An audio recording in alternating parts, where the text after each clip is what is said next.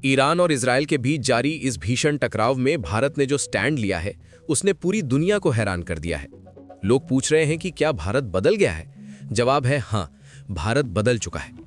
Iran पर हो रहे हमलों के बाद भारत की तरफ से कोई कड़ा निंदा संदेश नहीं आता, बल्कि भारत मजबूती से इजरायल के साथ खड़ा नजर आता है। ये कोई छोटी बात नहीं है। इसके पीछे छिपी है वो कड़वी सच्चाई और वो जख्म जो ईरान ने पिछले कुछ सालों में भारत को दिए हैं। आज हम परत दर परत खोलेंगे कि कैसे एक दोस्त धीरे धीरे भारत के आंतरिक मामलों में दखल देने लगा और फिर भारत ने उसे उसकी असली जगह दिखा दी। ईरान और इजरायल की इस जंग को समझने से पहले हमें उस मंजर को देखना होगा जो पर्दे के पीछे चल रहा है।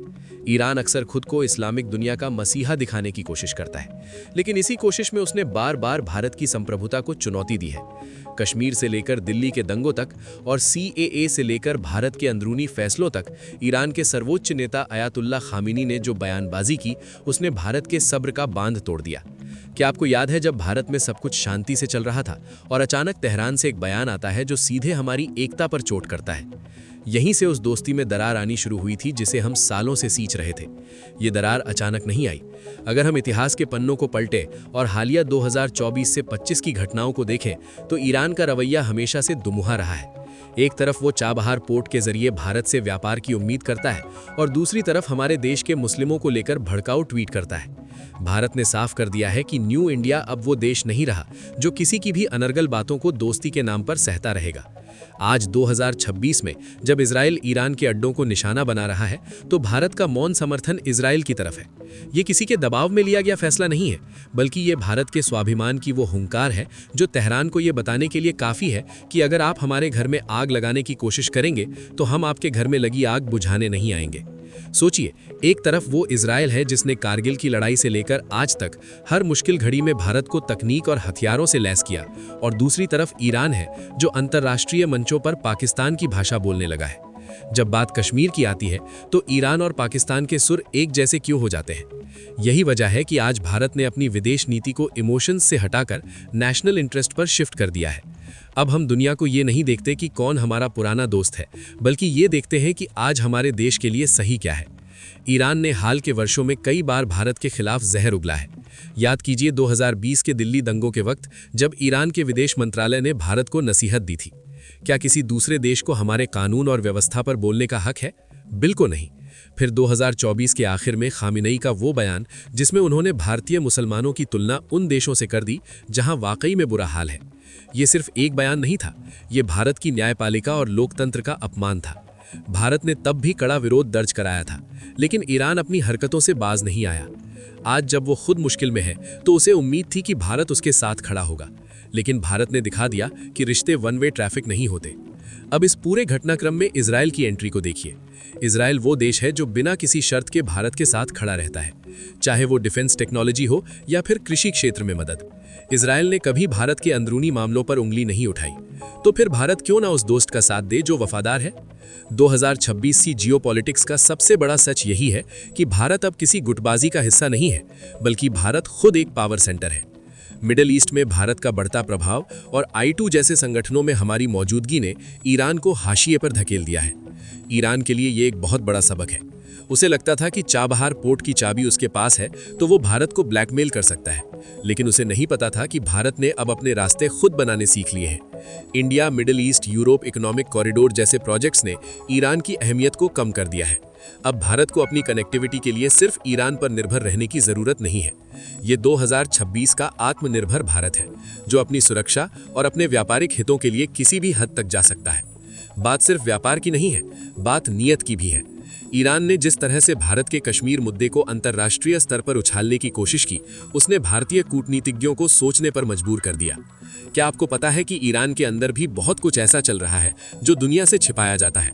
वहाँ के लोग खुद अपनी सरकार की नीतियों से परेशान हैं, लेकिन वहाँ की हुकूमत अपनी नाकामियों को छिपाने के लिए दूसरे देशों के मामलों में दखल देती है। भारत ने इस बार बहुत ही चालाकी से और बहुत ही सधे हुए अंदाज में ईरान को आईना दिखा दिया है। अब जरा इस मंजर की कल्पना कीजिए। एक तरफ इजराइल के फाइटर जेट्स उड़ान भर रहे हैं और दूसरी तरफ भारत के प्रधानमंत्री और इजराइल के प्रधानमंत्री के बीच फोन पर बातचीत हो रही है। इस बातचीत में कहीं भी ईरान के प्रति सहानुभूति नहीं दिखती। ये एक नए युग की शुरुआत है। ये युग है रियल पॉलिटिक्स का, जहां दोस्ती सिर्फ कागजों पर नहीं बल्कि मैदान जंग में स्टैंड लेने से साबित होती है। भारत ने इजराइल के साथ अपनी रणनीतिक साझेदारी को एक नए लेवल पर पहुंचा दिया है। आज भारत की मिसाइल डिफेंस टेक्नोलॉजी से लेकर सर्विलांस सिस्टम तक में इजराइल का बहुत बड़ा योगदान है। ऐसे में हम उस देश के साथ कैसे जा सकते हैं जो हमारे दुश्मनों की भाषा बोलता हो? दुनिया के कई देश हैरान हैं कि भारत जैसा देश जो हमेशा शांति की बात करता है, वो ईरान पर हो रहे हमलों पर खामोश क्यों है। इसका जवाब बहुत सीधा है। शांति का मतलब कायरता नहीं होता। भारत शांति चाहता है, लेकिन अपने आत्मसम्मान की कीमत पर नहीं। ईरान ने भारत के धैर्य की परीक्षा ली और अब वो उस परीक्षा में फेल हो गया है। भारत ने अपनी डिप्लोमेसी में सबका साथ सबका विकास का नारा दिया है, लेकिन अगर कोई हमारे विकास में रोड़ा अटकाएगा या हमारे साथ का गलत फायदा उठाएगा तो उसका अंजाम यही होगा जो आज ईरान झेल रहा है। ईरान की एक बहुत बड़ी गलती रही है उसका कट्टरपंथी रुख। 2026 तक आते आते दुनिया बहुत बदल चुकी है। अब कट्टरता के लिए वैश्विक राजनीति में कोई जगह नहीं बची है। भारत एक धर्मनिरपेक्ष लोकतंत्र है और यहाँ के नागरिक अपनी पहचान पर गर्व करते हैं। जब ईरान यहाँ के नागरिकों को किसी खास चश्मे से देखने की कोशिश करता है तो वो भारत के मूल ढांचे पर हमला करता है। भारत सरकार ने पिछले कुछ महीनों में जो कदम उठाए हैं उनसे ये साफ संदेश गया है कि हम अपनी सीमाओं और अपने लोगों की रक्षा के लिए किसी भी ग्लोबल प्रेशर को मानने को तैयार नहीं है।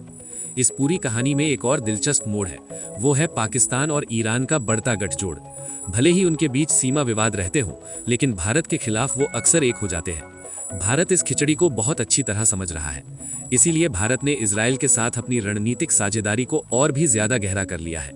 आज अगर इजराइल ईरान के उन ठिकानों को तबाह कर रहा है जो भारत के लिए भी भविष्य में खतरा बन सकते थे, तो भारत को इस पर दुख क्यों होना चाहिए?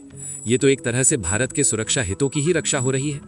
ईरान को शायद ये अंदाजा नहीं था कि भारत की विदेश नीति इतनी आक्रामक हो जाएगी। पहले के दौर में हम कड़े शब्दों में निंदा करते थे, बैलेंस बनाने की कोशिश करते थे, लेकिन आज हम बैलेंस नहीं बनाते, हम अपना पलड़ा भारी रखते हैं। 2026 में भारत की इकोनॉमी और मिलिट्री पावर इतनी बढ़ चुकी है कि हमें अब किसी के सर्टिफिकेट की जरूरत नहीं है। अगर ईरान को भारत की दोस्ती चाहिए तो उसे अपनी आदतों में सुधार करना होगा। उसे ये समझना होगा कि भारत के आंतरिक मामले उसके लिए नो गो जोन है। इस वीडियो को देखते हुए आपके मन में ये सवाल जरूर आ रहा होगा कि क्या इससे भारत को कच्चे तेल की सप्लाई में दिक्कत नहीं होगी? इसका जवाब भी भारत ने तैयार कर रखा है। आज भारत ने अपने एनर्जी सोर्सेज को इतना डाइवर्सिफाई कर दिया है कि हमें अब सिर्फ मिडिल ईस्ट के एक या दो देशों पर निर्भर रहने की जरूरत नहीं है। रूस, अमेरिका और अफ्रीकी देशों के साथ हमारे तेल के सौदे इतने मजबूत हैं कि ईरान की धमकियों का असर हमारी रसोई तक नहीं पहुंचेगा। यह है मास्टर स्ट्रोक जो बिना किसी शोर शराबे के अंजाम दिया गया है। ईरान की स्थिति आज उस खिलाड़ी जैसी हो गई है जिसने खेल के नियम ही नहीं समझे। उसने सोचा कि वो भारत को इमोशनल ब्लैकमेल कर लेगा, लेकिन वो ये भूल गया कि मैदान में अब एक ऐसा खिलाड़ी है जो हर चाल को 2 कदम पहले ही पढ़ लेता है। भारत की खामोशी ईरान के लिए सबसे बड़ी चेतावनी है।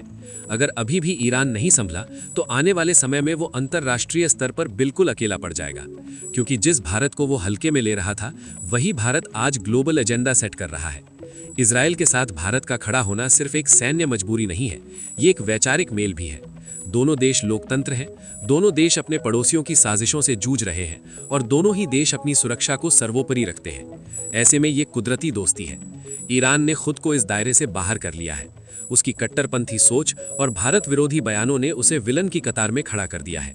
दुनिया आज देख रही है कि कैसे एक उभरती शक्ति ने अपने हितों के लिए पुराने ढर्रे को तोड़कर नई राह चुनी है। लेकिन क्या ये कहानी यही खत्म हो जाती है? बिल्कुल नहीं, ये तो बस शुरुआत है। ईरान की तरफ से आने वाले दिनों में और भी बौखलाहट देखने को मिल सकती है। वो शायद भारत को डराने की कोशिश करे या हमारे प्रोजेक्ट्स में अड़ंगा डाले, लेकिन उसे याद रखना चाहिए हमारी नेवी समंदर में मुस्तैद है, हमारी कूटनीति दुनिया भर के राजधानियों में सक्रिय है और हमारे पास एक ऐसा नेतृत्व है जो देश के सम्मान से समझौता करना नहीं जानता। ईरान का विलेन बनना उसकी अपनी पसंद थी। भारत ने हमेशा हाथ बढ़ाया, लेकिन ईरान ने उस हाथ में खंजर घोंपने की कोशिश की।